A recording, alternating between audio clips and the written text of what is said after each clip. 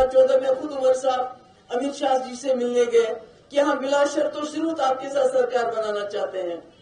हम तो जो काम करते हैं डंके की चोट पे करते हैं, दिन दहाड़े करते हैं और बता के करते हैं। हम कोई छुप के कोई काम नहीं करते हैं। तो हमने बीजेपी के साथ जम्मू कश्मीर के मसले के हल के लिए हाथ मिलाया था।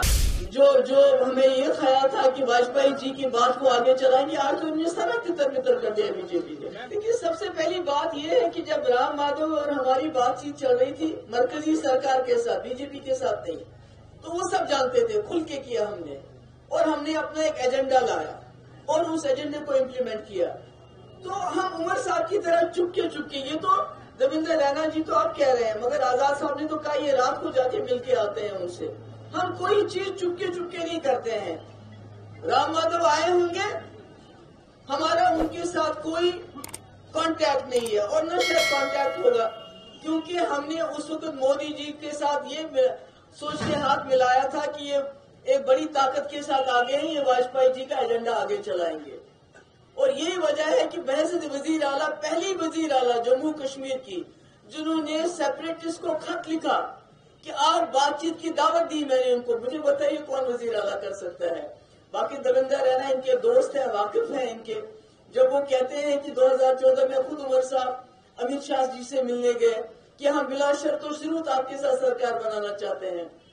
हम तो जो काम करते हैं डंके की चोट पे करते हैं, दिन दहाड़े करते हैं और बता के करते हैं। हम कोई छुप के कोई काम नहीं करते हैं।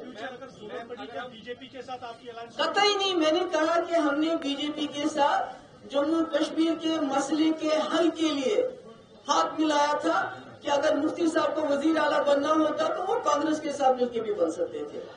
तो हमारा एजेंडा था रेजोल्यूशन, जिसके लिए आपको याद होगा कि अशोक जेटली भी यहाँ आए बातचीत के लिए, रामविलास पासवान आए, होम मिनिस्टर आया, मगर हुर्रियत वालों ने दरवाजे नहीं खोले, तो मैं क्या करूं।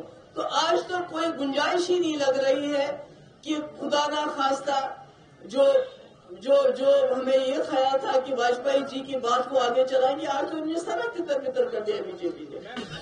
अगर हम देखें लीडर बीच में आ रहे पीडीपी में, राहुल गांधी का यहाँ घूमना होगा,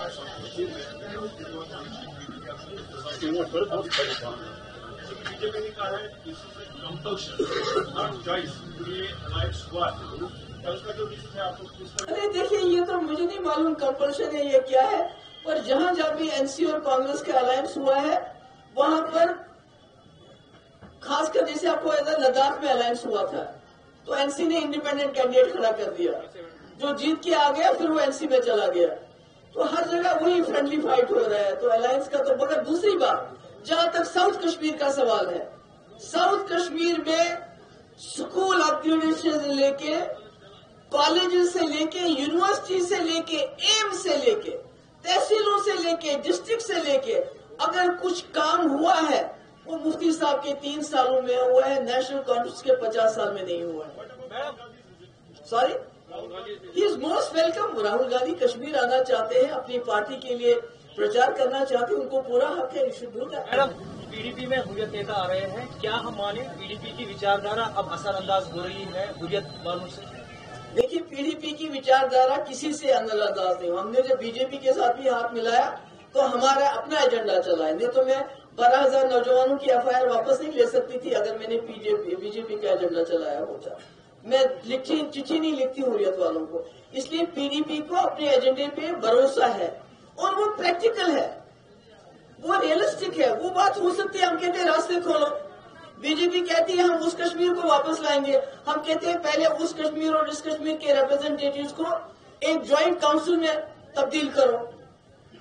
तो हम तो एक रियलिस्टिक सोल्यूशन दे रहे हैं ना। हम कहते हैं जहां जहां सिचुएशन इंप्रूव हो गई है वहां फौज को निकाल के बैरक्स में वापस भेजो, जहां जहां मुफ्ती साहब ने निकाला था, अनंतनाग में कई जगह पे निकाला, जहां पर यूनिवर्सिटी बनी, कॉलेज बने।